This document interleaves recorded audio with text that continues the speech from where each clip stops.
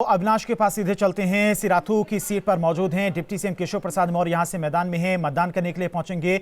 अब मतदाता भी मतदान केंद्र पहुंचे हुए हैं लगातार वोट करने के लिए। केशव प्रसाद मौर्य एक बार फिर से यहां से चुनावी मैदान में हैं। केशव जी मौजूद हैं मेरे साथ। सर, 2012 में भी आप चुनाव यहां से जीत चुके हैं, आप पहली बार चुनाव नहीं लड़ रहे हैं, लेकिन इस बार अपनी जीत को लेकर कितने आश्वस्त हैं? नहीं, पूरा 101% आश्वस्त हूँ मैं। कोई मैं संशय में नहीं बैठा हूँ। मेरे पूरा विश्वास है।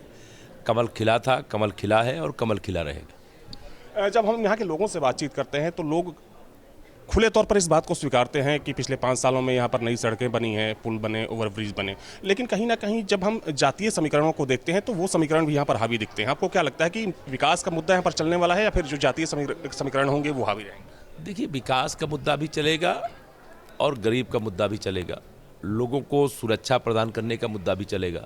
ये भी आप पूछिएगा क्या इसके पहले कितनी यहाँ पर राइफल बंदूकें यहाँ या पूरे प्रदेश के कौन सी विधानसभा सीट होगी जहाँ सपा के गुंडे हथियारों का जखीरा लेकर के और लोगों को डराते धमकाते और ज़मीन कब्जाते हुए नहीं नजर आते थे। भाजपा सरकार में किसी का साहस नहीं हुआ, कब्जा की गई, ज़मीनें खाली हो गई, इसलिए लोग सुरक्षित महसूस कर। भाजपा है तो सुरक्षा है, भाजपा है तो विकास है, भाजपा है तो गरीबों के जीवन में जो ज़रूरत है उसकी पूर्ति है, इसलिए कमल का फूल खिला था, कमल का फूल खिलेगा। एक चीज़ केशव जी समझना चाहूँगा कि विकास तो एक मुद्दा है ही, लेकिन कहा जा रहा है कि जो राशन है वो बड़ा प्रभावी हो रहा है, तो सिराथू की जनता के लिए जो सरकार की जो बड़ी योजनाएं हैं वो कितना काम कर रही है? देखिए, राशन का भी बड़ा प्रभाव है। गरीब आदमी को विशेष तौर से माघ और फागुन के महीने में जब गेहूं आदि की रबी की फसल की कटाई नहीं होती थी, उस समय लोगों को अपने बच्चों को 2 समय का भोजन देने के लिए मुश्किल होती थी। आज इस बात की मुझे इसलिए खुशी है, प्रधानमंत्री जी को इसलिए खुशी है, योगी जी को इसलिए खुशी है क्योंकि आज गरीब के घर में जितना खाने के लिए चाहिए उससे ज़्यादा भरा हुआ रखा है। और जाके पैर न फटी बेवाई हुआ क्या जाने पीर पर आई, या अखिलेश यादव जी, मायावती जी या राजकुमारी प्रियंका मैडम, इनको सबको कुछ पता ही नहीं है गरीब का दर्द क्या होता है। अगर ये पता होता तो कांग्रेस 60 साल शासन किया, इसको दूर कर देती। एक आखिरी सवाल, इस चरण में देखा जा रहा है कि समाजवादी पार्टी सबसे ज़्यादा आप ही पर हमले कर रही है। नहीं, मैं इससे अंदाज़ा आप लगा सकते होंगे कि मेरे ऊपर हमला क्यों कर रहे हैं, लेकिन वो चाहे जितने हमले करें हम उसका प्रतिकार करने को तैयार हैं और कमल खिलाने को तैयार हैं।